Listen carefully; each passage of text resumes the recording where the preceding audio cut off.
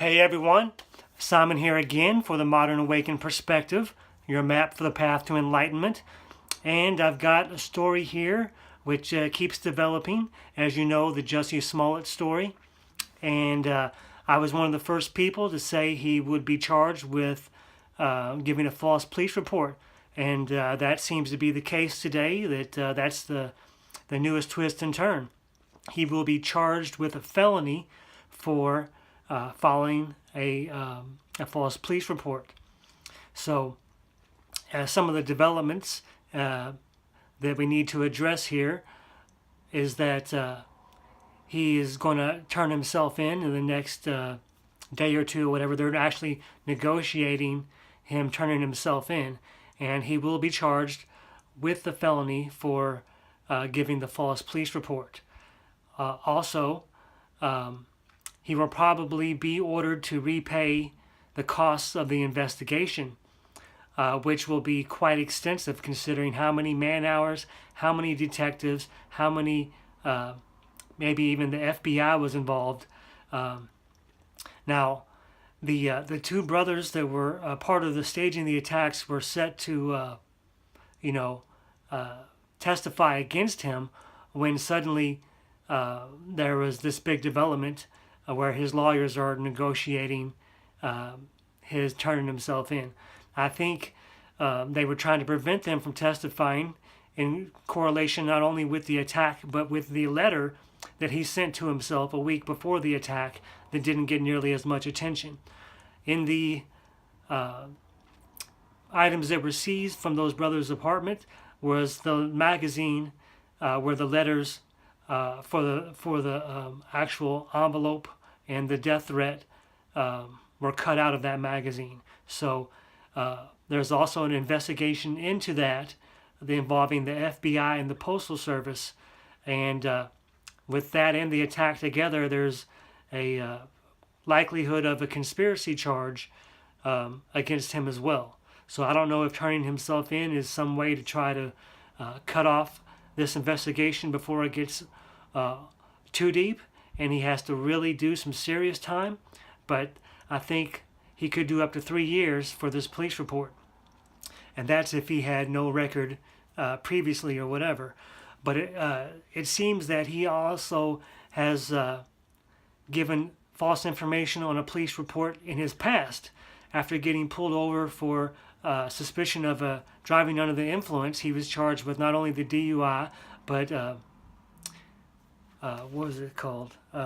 False impersonation for giving someone else's name on the police report. He was trying to get away with pretending to be someone else. And he was also charged with driving without a license in that case. So he has a history of false police reports. So I don't think they're going to go and give him a slap on the wrist. They're going to probably come down hard on him. And if you include the charges that are possible for the letter, which is a federal crime for sending that letter through the mail and pretending it to be, sent by someone else. Hazmat unit was called because of all of it. I mean, it's going to be really severe if they tie all this in together with the conspiracy charge, etc. So he may just be trying to, get the best case scenario by turning himself in before the brothers even testified.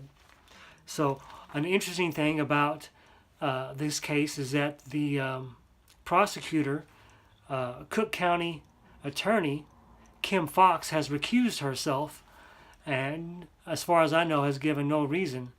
But as far as other people who were tied to this story, there were plenty of politicians and other people in Hollywood who tried to, put shame on other people for saying that he had lied about this, that he would never lie about this. Also, politicians such as Nancy Pelosi used the Twitter platform to paint all Trump supporters as racist due to this kind of attack. Of course, all those tweets have now been deleted, and they're going to try to pretend that they weren't pushing any sort of agenda. So, like I said, I think he will be tied to the letter also. And there's a recent video that came out showing the two brothers in the hardware store buying all the equipment, that they use there, the mask, the red hat, and I guess the rope as well. So a lot of evidence is coming to light, and he's really going to be screwed if all this gets thrown at him and they give him the stiffest penalties possible. And regardless, he'll be expected to pay the the cost of the investigation. And an example given in one of the stories I read was that a lady who had given a false information about being robbed at O'Hare Airport, in a one-day investigation, the cost was $8,400, something like that. So for a month's worth of investigating with tons of man hours, federal officials involved, all of that, you can imagine it's going to be into the hundreds of thousands of dollars that he'll have to repay. And of course, the rumor that he's been written out of the show he's on could really hurt his pocketbook and his ability to pay back all of those charges.